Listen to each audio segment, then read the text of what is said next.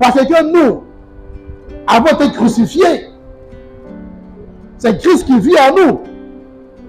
C'est l'Esprit qui vit en nous. Tandis que lui, ce n'est pas l'Esprit qui vit en lui. C'est un autre esprit qui le dirige.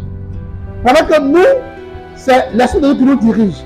Donc, à ce titre-là, on ne peut pas se mettre sous un joug, sous le même toit, avec un incroyant. On doit faire chemin, route avec un incroyant. Ça, c'est le préalable. Maintenant, il y a des conséquences, il y a une implication. L'implication, c'est que, ou bien l'intérêt, c'est que, si nous, on veut choisir notre futur mari, on veut choisir notre future femme, nous, en tant que chrétiens, on doit se demander, la femme que je veux prendre là, est-ce qu'elle croit en Jésus ou est-ce qu'il croit en Jésus? Si donc, elle ne croit pas en Jésus, on nous dit qu'on ne peut pas se mettre avec les croyants. D'abord, de manière générale, et à plus forte raison, dans le cadre du mariage. De manière générale, on va prendre un incroyant comme un modèle, comme un exemple de vie, comme un guide. À plus forte raison, prendre une femme qui n'a pas converti, une femme qui ne croit pas en Jésus, la prendre comme notre future épouse.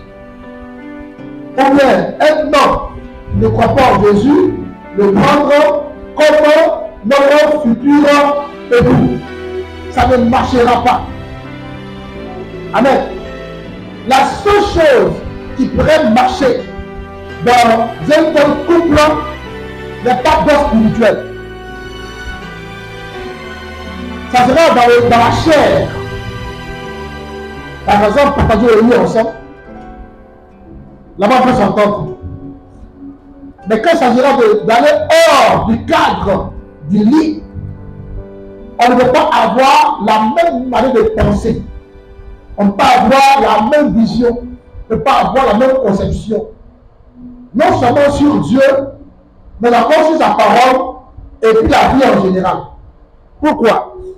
Le chrétien, il lit les événements de la vie à travers la parole de Dieu. On fait la lecture du monde. On saisit les choses du monde. On appréhende le déroulement des événements du monde. On les analyse, on les calcule, on les définit à travers la loupe de la parole de Dieu. En tant que chrétien. Maintenant, le non-croyant, lui, il lit la parole de Dieu à travers la loupe du monde. C'est l'inverse. Donc, il a suscité la parole de Dieu. Il suit la parole de Dieu aux événements du monde, à la science, à la technologie, à la manière dont tout le monde pense. Mais le chrétien, il soumet les événements de la vie à la parole de Dieu. La parole de Dieu donc elle fait autorité dans toutes les réflexions. Elle est le fondement, le support, la référence dans tout ce qu'on pourrait évoquer comme vérité. Tout ce qu'on pourrait évoquer comme réflexion est inspiré, trouve sa source dans la parole de Dieu. Alléluia. N'est-ce pas, Laetitia, tu es d'accord avec moi? Tu es d'accord avec moi, non? Ok. Donc, voici sur ce point-là. Après ce point-là, le chrétien doit s'interroger. Quel type de femme, quel type d'homme je dois choisir? Qu'est-ce que la Bible me dit? Quelle est la femme qui pourra être la femme de ma vie? Quel est l'homme qui pourra être l'homme de ma vie? Alors, par conséquent, le premier point qu'on évoque ici, qui peut être une question, est-ce est-ce que je suis destiné à me marier? Est-ce que je suis destiné à me marier? Est-ce que moi aussi, je dois me marier? En tant que femme, est-ce que je dois avoir un homme dans ma vie? En tant qu'homme, est-ce que je dois avoir une femme dans ma vie? La Bible nous donne une réponse pour dire qu'il n'est pas bon que l'homme soit seul. Il n'est pas bon que l'homme soit seul. C'est pourquoi, quand Dieu a fait Adam, malgré la présence des animaux, malgré la présence de la végétation, de tout ce qui entourait Adam, Adam n'était pas heureux. Dieu lui a dit que ce n'est pas bon que Adam soit seul. Donc je lui verrai un être semblable à lui. Il n'a pas dit qu'Adam devait prendre un mouton pour faire une femme. Les moutons étaient là. Il n'a pas dit qu'Adam doit prendre, comment dire, une vache pour en faire une femme. Il n'a pas dit qu'Adam doit prendre une chienne pour en faire une femme, comme on fait le constat aujourd'hui, où des femmes ont marié leur chat. Des fois, on marié leur chien. Amen. Ce qui est contraire à la logique divine. Donc, on comprend que tout le monde est destiné à avoir une femme. Toute femme est destinée à avoir un homme dans sa vie.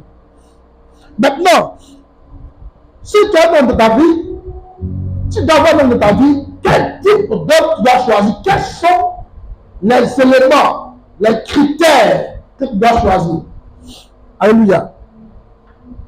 Alors, avant déjà qu'on puisse répondre à cette question, moi je vais poser une première question. Je me marie pour quoi? Je me marie pour quoi? Tu te maries pour quoi? C'est une question fondamentale. Comme tout le monde se marie, moi je me marie. Comme je vis seul, je vais prendre une femme. Comme je vis seul, je vais prendre un homme. Est-ce que c'est pour ça qu'on se marie? Je me marie pourquoi? Il faut que tu saches pourquoi tu veux te marier. Cette question-là, souvent on ne se la pose pas. Et puis on se lève dans le mariage. Ça dit maintenant, un effet de mode. Voilà, on fait comme tout le monde. On va faire un mariage complet à la mairie. C'est parce que on ne comprend pas trop pourquoi on se marie, que des fois, on peut dépenser de grosses sommes dans le mariage, de grosses sommes dans les fiançailles, de grosses sommes dans les dots. Et puis à la fin, on se sépare. Un temps, on aura dépensé de fortes sommes. Parce que les gens veulent se marier pour se faire voir. Et la femme qui dit qu'il faut que je puisse porter le nom d'un homme. Si on veut le prendre le nom de Grégoire ou de Gaspard, vont me respecter. Si on prend le nom de telle personne, tel homme, là je pourrais passer la tête haute. Je vais respecter. Mais est-ce que c'est pour ça qu'on va se marier? Chacun a ses raisons pour lesquelles il veut se marier. Les raisons donc sont nombreuses et elles sont différentes d'une personne à l'autre. Chacun a un but quand il veut se marier.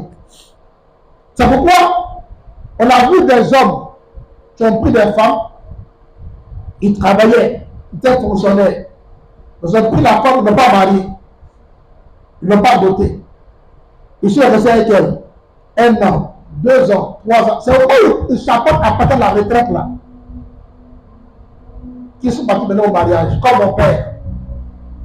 Mon père et ma mère, ça a environ 32 ans après qu'il a passé maintenant à faire le mariage. Parce qu'il est parti maintenant à la retraite. Vous voyez, c'est pourquoi ils apportent maintenant à la retraite qu'il fait le mariage. Ce qui n'est pas donc normal. Des hommes disent que je lui fais plaisir en la mariant. Donc, les gens se marient pour faire plaisir à la femme. Donc, le mari doit mettre un cadeau. Et des fois, quand la femme se plaît, il dit, mais écoutez, il t'est marié. Donc, il la marie, et puis il la dépose à la maison, maintenant, il sort comme il veut. Quand il se plaît, il n'était pas marié. C'est que tu viens de te marier, c'est pas comme ça, il t'est marié. Donc, il n'y a plus rien à me demander encore. La grande chose que tu cherchais là, c'est le mariage là, non de donner. Le mariage n'est pas un cadeau qu'on fait à quelqu'un. Le mariage n'est pas un don qu'on fait à quelqu'un. Ce n'est pas un gâteau de mariage. Alléluia. Alors, avant que de répondre à la question pourquoi je veux me marier, nous allons voir le premier fondement pour choisir son conjoint. Le premier fondement, c'est l'amour. L'amour est le premier élément fondamental pour lequel on doit choisir une femme comme future épouse ou bien un homme comme futur époux. L'amour avant tout. Là où il n'y a pas d'amour, il ne peut pas avoir d'union vraie. Là où il n'y a pas d'amour, il ne peut pas avoir d'union sincère. On ne se marie pas par compassion. On ne se marie pas par pitié. On ne se marie pas par miséricorde. On ne se marie pas pour faire du plaisir à quelqu'un. On se marie parce qu'on s'aime. Et l'amour doit être réciproque. L'amour doit être réciproque. Et il faut que moi je l'aime et qu'elle aussi elle m'aime. L'amour ne peut pas être unilatéral. Mais l'amour doit être bilatéral. L'amour doit être partagé. L'amour doit venir de l'un comme de l'autre. Maintenant, c'est de quel amour il s'agit. C'est de quel amour il s'agit. Au niveau des Grecs, il y a 5 types d'amour.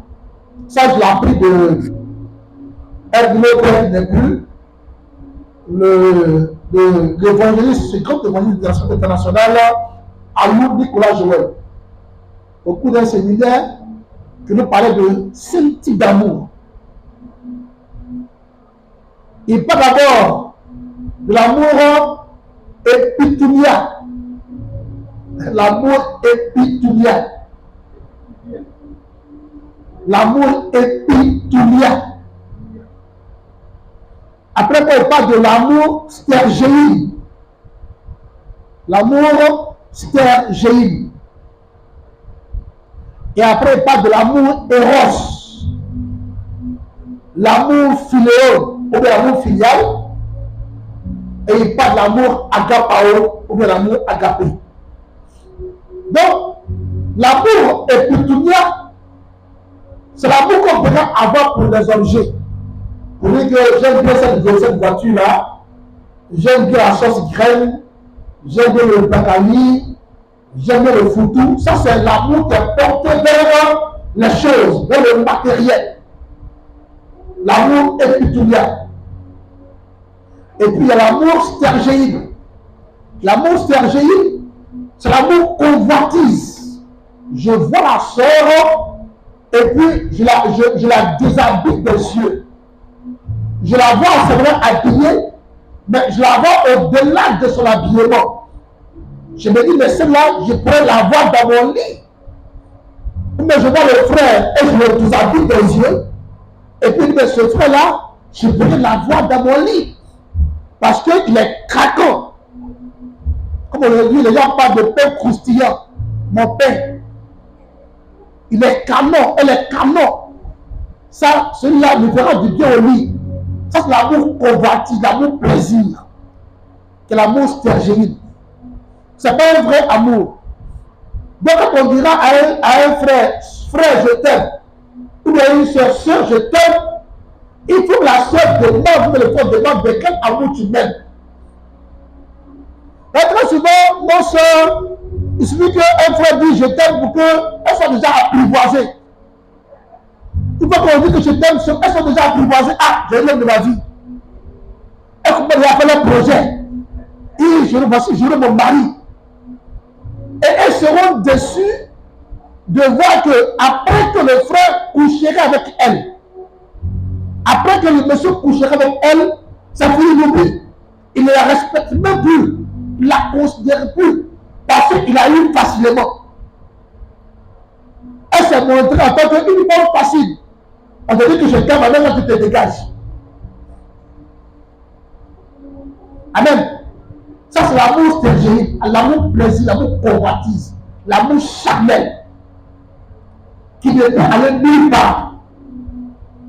Parce que être l'amour, une fois que tu couches avec le frère, il faut que tu couches avec la soeur. Au lieu que l'amour soit là, c'est la reine qui prend la place. La reine prend la place. Le mépris prend la place. La foutaise prend la place. Le mensonge prend la place. Il n'y a plus de considération. Il n'y a plus de respect. Mais même quand ton bonjour, même là, ça sent dans ses narines. Toi, tu le voyais belle. Après qu'il est couché avec toi, il voit toute ta laideur. C'est bien que toi, tu ne te laves pas bien, tu ne sens pas bon, il voit tes défauts maintenant. Ça, ce n'est pas un vrai amour. C'est du faux amour qui ne peut pas militer pour le mariage. Et après quoi, nous avons l'amour éros. L'amour éros, c'est l'amour qui se vit dans la vie conjugale. C'est l'amour entre monsieur et madame dont l'union est consacrée par les liens légaux, par la bénédiction de Dieu, reconnu. C'est un lien légitime et puis un lien légal. Amen. L'amour éros est un amour qui est le plan, qui est la propriété d'un couple légal. Un couple légalement constitué. Alléluia. Ça veut dire que si monsieur et madame, ils sont ensemble sur le même toit, ils ne sont pas dotés, il n'y a pas de mariage civil, il n'y a pas de mariage religieux, souvent on appelle les concubins. Mais dans la Bible, il n'y a pas de concubins. La Bible appelle ça l'impudicité. La Bible appelle ça la fornication. Toutes les relations qui n'est pas régies par la loi coutumière ou bien la loi de justice, par le droit, alors cette relation-là, elle devient une impudicité. Elle devient une fornication. Amen. Donc, l'amour éros se vit par un couple légalement constitué. Et puis après quoi, nous avons l'amour filéo, mais l'amour filial. L'amour filial, c'est l'amour qu'il y a entre les frères, entre les sœurs d'une même famille, dans le cadre domestique. La relation qu'il y a entre, la relation affective qu'il y a entre les frères et les sœurs, ou la relation affective qu'il y a entre les enfants et les parents, de l'amour filial. Et puis il y a l'amour agapé ou l'amour agapao. C'est de cet amour dont parlons 1 Corinthiens 13, à partir du verset 4 à 7. Un amour parfait, l'amour spirituel, l'amour entre les frères dans le Seigneur et les sœurs dans le Seigneur. C'est un amour sans hypocrisie, un amour désintéressé, un amour sincère, un amour vrai. Donc, si on doit choisir un frère sur la base de l'amour, le type d'amour qui doit nous amener à nous projeter dans le mariage, c'est d'abord l'amour agapao. Amen. Il faut aimer le frère de l'amour sincère en tant que ton frère en Christ, en tant que ta soeur en Christ, de manière véritable. Il faut le voir en tant qu'un fils de Dieu, en tant qu'une fille de Dieu. Et si tu le vois d'un tel œil, tu ne lui feras jamais de mal. Tu n'as pas à le trahir. Tu n'as pas à la trahir. Tu vas la respecter. Parce que tu as en face de toi quelqu'un qui a le Saint-Esprit en lui. Donc ne joue pas avec ce temple-là. Ne joue pas avec le temple de Dieu. Ne suis pas le temple de Dieu. Ne suis pas là où habite le Saint-Esprit. Il ne faut pas profaner le temple de Dieu en suivant le corps du frère ou en suivant le corps de la sœur. Alléluia. Si tu le vois en tant que ton frère en Christ, en tant que ta sœur en Christ, tu ne vas pas oser lui dire que tu l'aimes dans l'intention de coucher avec lui, dans l'intention de coucher avec elle.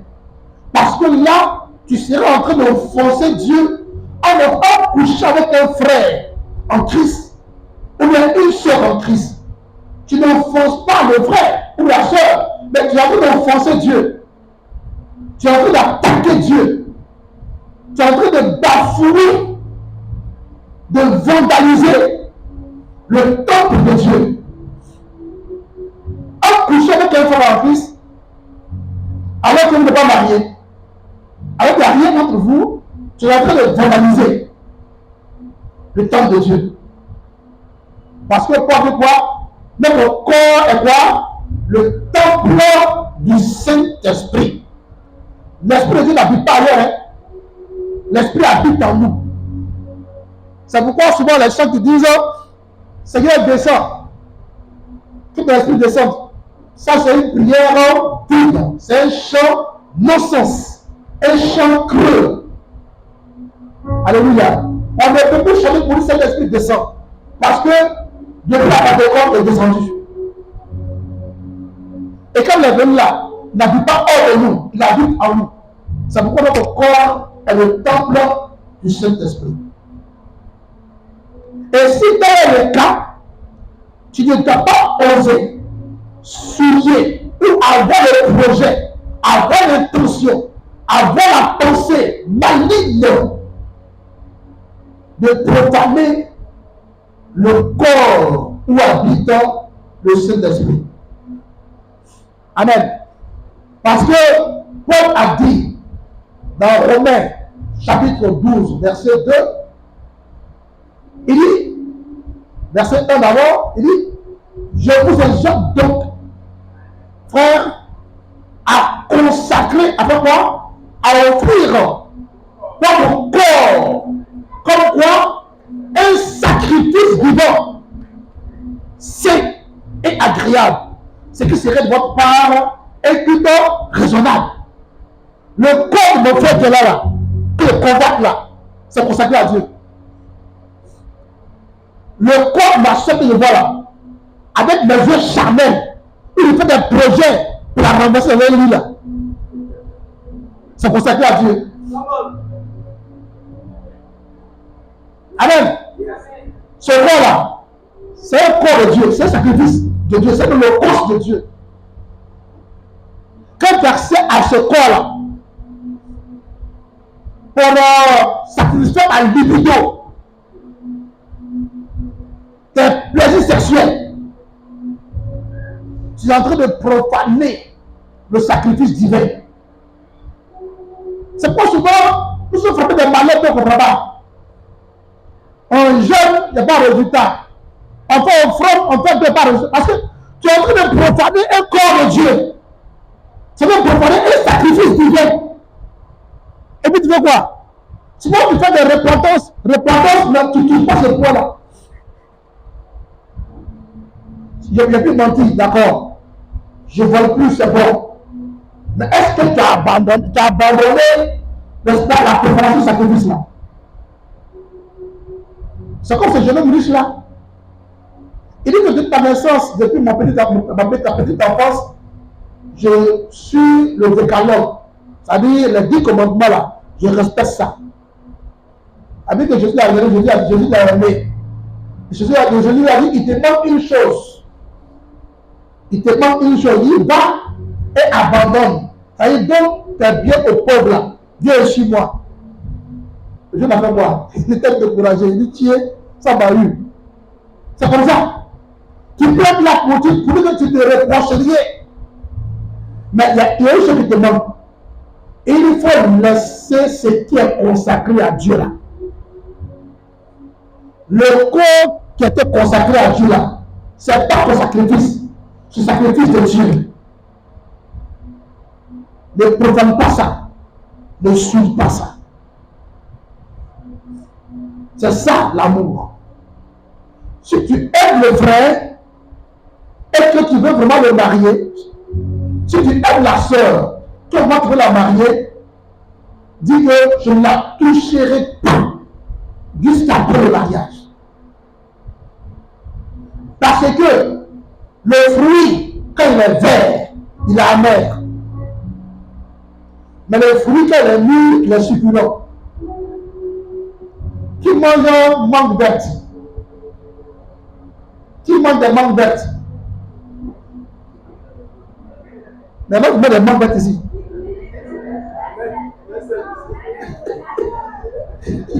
Et il triche avec le ciel. Qui met des papayes vertes? Qui mange des citrons verts? Souvent, le bon sens dit que on attend que la chose soit mûre d'abord, avant de la consommer. Mais nous, c'est pas encore mûr, et puis on consomme ça. La relation n'est pas encore mûre, et puis on consomme ça. On n'est pas encore le mariage, et puis là on se découvre. On dit, mais dans tous les cas, on s'aime déjà. C'est un acquis, on s'aime déjà. Donc déjà, on peut se vautrer dans le péché d'un faux amour. Alléluia. L'amour va demander que tu ne fasses pas ça d'abord. Tu dois attendre dans le mariage. C'est dans le mariage qu'on se partage le corps. C'est pas Paul a dit que dans le mariage là, le corps de l'homme appartient à la femme et le corps de la femme appartient à l'homme. Et dit ne vous privez pas l'un de l'autre. Il n'a pas de copain. Ne vous privez pas l'un de l'autre. Papa de copain. Papa de copine. Il papa des impudiques. Il papa des fornicateurs. Amen. Il parle des mariés. Alléluia. Donc, quand ce premier amour est assis là, il faut maintenant voir autre élément. Est-ce que tu es en mesure de satisfaire ce frère-là quand tu seras un jour dans le mariage? Est-ce que tu n'as pas de problème sexuel? Est-ce que tu n'as pas de problème de frigidité pour la femme? Souvent, elles sont frigides. C'est-à-dire qu'elles ne sont pas sensibles. Elles n'ont pas d'émotion. Amen. Elles n'ont pas de sensation. Et puis elles cachent ça. Ou bien l'homme, il est impuissant. Et puis il cache ça.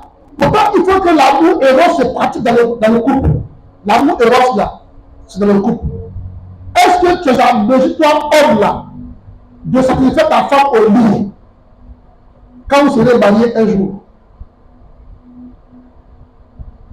Est-ce que toi, femme, tu seras en mesure de le rendre heureux au lit quand vous serez mariés un jour? Il faut voir d'abord tous ces paramètres-là, être dans la capacité de le rendre heureux au lit ou de la rendre heureuse au lit. Amen. Quand on sort ce cadre de l'amour, voici un autre élément qui doit militer dans nos choix. Il y a la conversion. Amen. La conversion. Est-ce que la sœur que j'ai choisie est vraiment convertie? Parce que il y a la majorité pour entrer dans l'armée. Il y a la majorité pour travailler. Mais il y a aussi la majorité pour se marier. On ne se marie pas alors qu'on n'a pas encore la maturité. Il faut être mûr dans le mariage. Et il n'est pas évident qu'un jeune homme de 20 ans soit mûr pour se marier. Il n'est pas évident. Même qu'un jeune homme de 30 ans soit mûr pour se marier. Parce qu'il n'a pas encore fini la jeunesse. Il va la tromper mal même. Il va la tromper. Parce que lui, au départ, quand on sera avec elle, il pensera que c'est la dernière femme de sa vie comme ça. Et après, il se marie et puis il voit encore de plus belles femmes qui se promènent maintenant. Il dit, je me suis pressé je me suis pressé. Et il tombe maintenant en cascade. Il tombe en cascade. Il se presse seulement. Amen. Il se met le dos joint, il la cache là-bas et puis il prend dehors. Il va de femme en femme. Parce que le plus beau du monde, c'est le païen. N'est-ce pas, Laetitia? Tu es d'accord avec moi? Ok. Donc, il y a la maturité dans le mariage. Il y a une double maturité. D'abord, la maturité spirituelle. Il faut que le frère que tu as choisi là, tu sois sûr qu'il est converti. Pas parce qu'il va à l'église, que tu as converti avec ton frère. Ça peut être de en chair. L'homme le plus gros merdeux du monde, le plus gros coloré du monde. Il va te faire de misère dans ton foyer. C'est vrai qu'il vient à l'église, mais ce n'est pas suffisant. C'est vrai qu'il vient à l'église, mais ce n'est pas suffisant. Il faut aller plus loin. Est-ce que cet homme-là craint Dieu? C'est pas dit que est-ce qu'ils sont à l'église? Je n'ai pas dit que est-ce que les présidents de jeunesse? Il peut être président de jeunesse et puis pas craindre Dieu. Il peut être président de femmes et puis pas craindre Dieu. Il peut parler de l'église et puis pas craindre Dieu. Il peut être piano, il ne peut pas craindre Dieu. Il peut danser, il peut être le plus grand danseur de l'église. Elle peut être la plus grande danseuse de l'église, mais elle ne peut pas craindre Dieu. Ce n'est pas l'aspect extérieur, mais c'est le fruit que la personne porte. Le fruit que la personne porte. Et ce fruit qu'elle porte, là, ce qu'on appelle le fruit de l'esprit. Encore une fois, je reviens dessus. Le fruit de l'esprit. Je n'ai pas dit qu'être là est don de guérison. Il peut avoir don de guérison sans être mature. Il peut chasser les démons sans être mature. Il peut parler en langue sans être mature. Il peut prophétiser sans être mature. La maturité n'est pas définie par les dons spirituels. Les dons spirituels ne sont pas l'étalon de mesure la maturité. Mais on mesure une personne mûre par ses valeurs morales et spirituelles. À savoir le fruit de l'esprit. Et les éléments majeurs qu'on va citer, la douceur, la tempérance, la foi, la fidélité. Ce sont des valeurs importantes. Tu dois prendre un frère, tu dois prendre une soeur. L'élément en dehors de l'amour que tu dois avoir. Alors si tu l'aimes et qu'il n'a pas ces valeurs-là, il faut mettre croire ton amour là. Si tu l'aimes, si elle t'aime, s'il t'aime et qu'il n'a pas ces valeurs-là, il faut dire non. Amen. Il faut que tu vois en lui un frère doux, une soeur douce. Un frère qui a la capacité de pardonner, qui pardonne. Qui pardonne même les plus grandes fautes. Parce que la valeur du pardon se mesure à la gravité de la faute commise. La valeur du pardon se mesure à la gravité de la faute commise.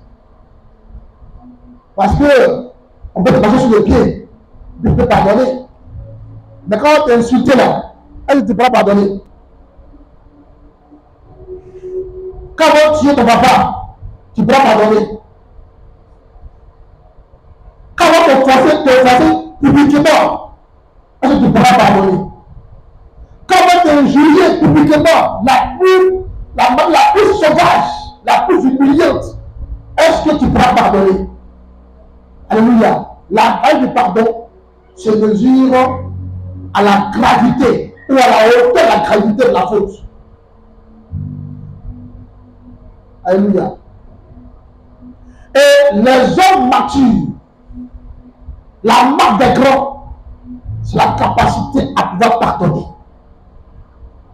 C'est pourquoi Jésus, de sa prière de notre Père, qu'il a enseigné, entre autres éléments, il a dit, pardonne-nous nos offenses, comme nous aussi, nous pardonnons à ceux qui nous ont offensés. Ça, c'est une prière piège. C'est pas une citation. Hein? On les lève, on fait récitation. Et puis on passe dessus. Puis on redit encore. Pardonne nos offenses, comme pardonne à ceux qui nous ont offensés. Mais est-ce que vraiment tu as pardonné à ceux qui t'ont offensé? Il dit que la condition pour que tu te pardonnes, parlons d'abord avec lui. La condition pour acquérir le pardon de Dieu, toi, il faut pardonner à ton frère au préalable. Pour dire que si tu as pardonné à ton frère, ton Dieu non plus ne te pardonnera pas. Donc il faut que tu puisses prendre un frère qui pardonne facilement. Tu vas prendre une soeur qui pardonne facilement. Mais si tu as pris un frère au gros cœur, pas au grand cœur, mais au gros cœur, nerveux, colérique, qu'elle a collé les yeux rouges, comme un dragon, un babamaré, là tu as les problèmes. Hein? Ou bien tu as pris une mégère dans ta maison. Ça veut dire qu'elle va te bouder pendant 1 mois, 2 mois, 3 mois, 4 mois. Elle va te sévrer des débats conjugaux. Elle va te sévrer la nourriture. Et tu vas commencer à fondre comme ça, comme du beurre au soleil. Une telle personne va la prendre. Alléluia. Il faut avoir une personne qui pardonne. Un frère doux, une soeur douce. Quand on parle de douceur, on parle de patience. Quand on parle de douceur, on parle de lenteur à réagir. C'est pas une personne impulsive. Ça veut dire qu'il fait du petit contact. Tu tapes, tu tapes, tu tapes, tu tapes. Amen. Non, non, non. Il faut prendre une personne qui a la capacité de se contenir, se maîtriser. Un frère qui a de la tempérance. Une soeur qui a de la tempérance. Le frère dit que ces valeurs-là ne tombent pas du ciel. Seigneur, donne-moi la tempérance. Ça va pas prière.